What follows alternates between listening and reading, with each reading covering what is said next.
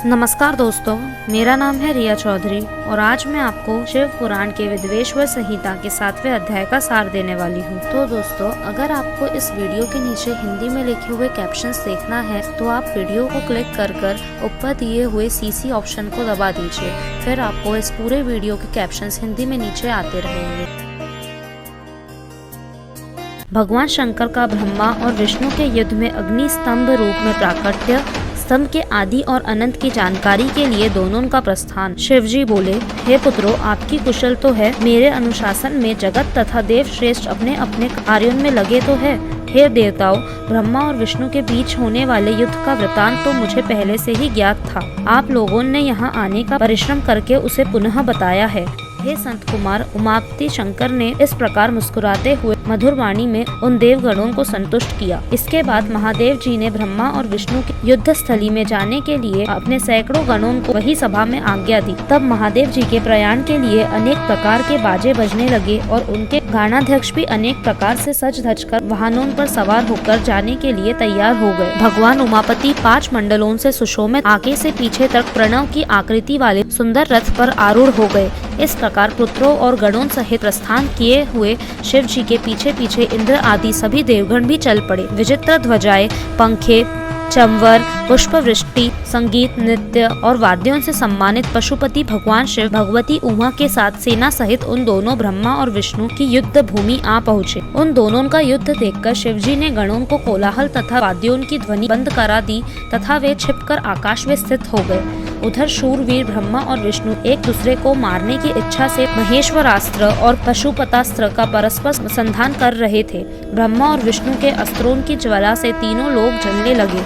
निराकार भगवान शंकर इस अकाल प्रलय को आया देखकर एक भयंकर विशाल अग्नि स्तंभ के रूप में उन दोनों के बीच प्रकट हो गए। संसार को नष्ट करने में सक्षम वे दोनों दिव्यास्त्र अपने तेज सहित उस महान अग्नि स्तंभ के प्रकट होते ही तत्क्षण शांत हो गए। दिव्यास्त्रों को शांत करने वाले इस आश्चर्यकारी तथा शुभ अग्नि स्तंभ को देखकर सभी लोग परस्पर कहने लगे कि यह अद्भुत आकार वाला स्तंभ क्या है? यह दिव्य अग्नि स्तंभ कैसे प्रकट हो गया? इसकी ऊंचाई का और इसकी जड़ की हम दोनों जांच करें। ऐसा एक साथ निश्चय करके वे दोनों अभिमानी वीर उसकी परीक्षा करने को तत्पर हो गए और शीघ्रता पूर्वक चल पड़े। हम दोनों के साथ रहने से यह कार्य संपन्न नहीं होगा।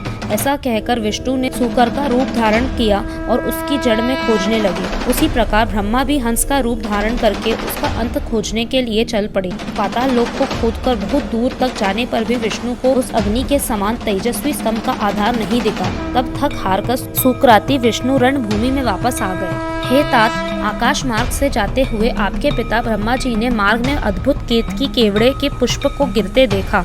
अनेक वर्षों से गिरते रहने पर भी वह ताजा और अति सुगंध युक्त था। ब्रह्मा और विष्णु के इस विग्रह पूर्वक कृत्य को देखकर भगवान परमेश्वर हंस पड़े, जिससे कंपन के कारण उनका मस्तक हिला और वह श्रेष्ठ केतकी पुष्प उन दोनों के ऊपर कृपा करने के लिए गिरा। ब्रह्मा जी ने उससे पूछा, हे पुष्पराज, तुम्हें किसने धारण कर रखा था और तुम क्यों गिर रहे हो? केतकी ने उत्तर दिया, इस पुरातन और अपरिमेय स्तंभ के बीच से मैं बहुत समय से गिर रहा हूँ, फिर भी इसके आदि को नहीं देख सका, अतः आप भी इस स्तंभ का अंत देखने की आशा छोड़ दें। ब्रह्मा जी ने कहा, मैं तो हंस का रूप लेकर इसका अंत देखने के लिए यहाँ आया हूँ।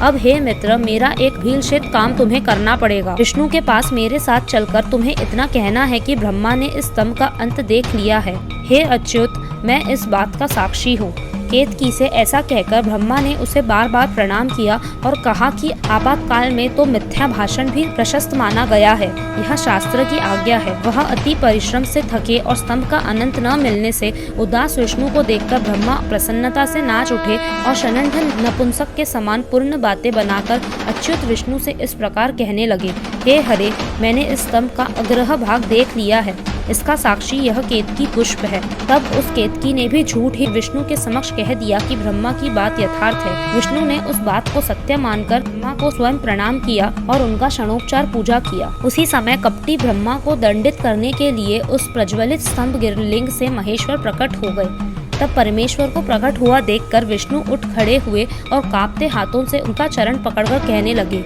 हे करुणाकर, आदि और अनंत से रहित शरीर वाले आप परमेश्वर के विषय में मैंने मोह बुद्धि से बहुत विचार किया, किंतु कामनों से उत्पन्न वह विचार सफल नहीं हुआ। अतः आप हम पर प्रसन्न हो, हमारे पाप को नष्ट करें और हमें क्षमा करें। यह सब आपकी लीला से ही हुआ है। ईश्वर बोले, हे वत्स्य, मैं तुम पर प्रसन्न हूँ, क्योंकि श्रेष्ठता की कामना होने पर भी तुमने सत्य वचन का पालन किया, इसलिए लोगों में तुम मेरे समान ही प्रतिष्ठा और सत्कार प्राप्त करोगे। हे हरे, अब से आपकी पृथक मूर्ति बनाकर पुण्य क्षेत्रों में प्रतिष्ठित की जाएगी और उसका उत्सव पूर्वक पूजन होगा। इस प्रकार परमेश्वर ने विष्णु की सत्यनिष्ठा से प्रसन्न होकर देवताओं के सामने उन्हें अपनी समानता प्रदान की थी।